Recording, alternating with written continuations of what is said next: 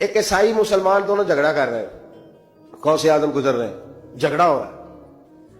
عیسائی مسلمان سے کہتا ہے ہمارے نبی عیسیٰ علیہ السلام نے مردے زندہ کیے، تمہارے نبی نے بھی کو کیا تو بتاؤ۔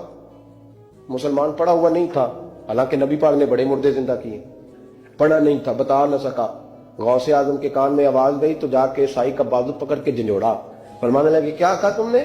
میرے مصطفیٰ نے مردہ زندہ کیا تو بتاؤں؟ فرمایا تو نبی پاک کی چھوڑ، میں غلاموں کا غلام ہوں، میں غلاموں کا غلام ہوں، مجھے بتا کون سا مردہ زندہ کرنا۔ تو چھوڑ حضور کی بات نہ کر، میں غلاموں کا غلام ہوں، مجھے بتا کون سا مردہ زندہ کرنا ہے۔ پرانی قبر پہ لے گیا، کہنے لگا جی اگر نہ ہوا تو؟ غوث اعظم فرمانے لگے جو تو کہے گا وہ میں کروں گا۔ کہنے لگے اگر ہو گیا تو؟ تو غوث اعظم کہنے لگے نہ میرے خانقاہ پہ جھاڑو دینا، نہ میرے برتن مانجنا، نہ میرے گھر کا سودا لانا، اگر زندہ ہو گیا تو بس میرے نبی کا کلمہ پڑھ جانا، بس میرے رسول کا کلمہ پڑھ جانا۔ اللہ اکبر۔ اس نے جو سب سے پرانی قبر تھی نا، وہ کہتا ہے یہ ہمارے دادا نے بھی نہیں دیکھا تھا بندہ کون ہے۔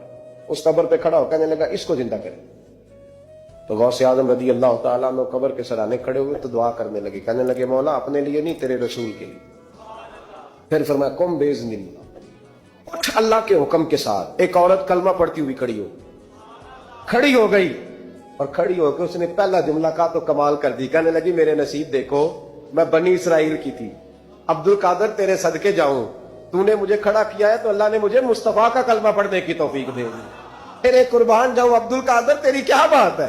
اب وہ بندہ دوڑ دوڑ کے غوث اعظم کے قدموں میں آیا، فرمانے لگے نا کلمہ میرے مصطفیٰ کا پڑھنا ہے، حضور کا غلام بننا ہے۔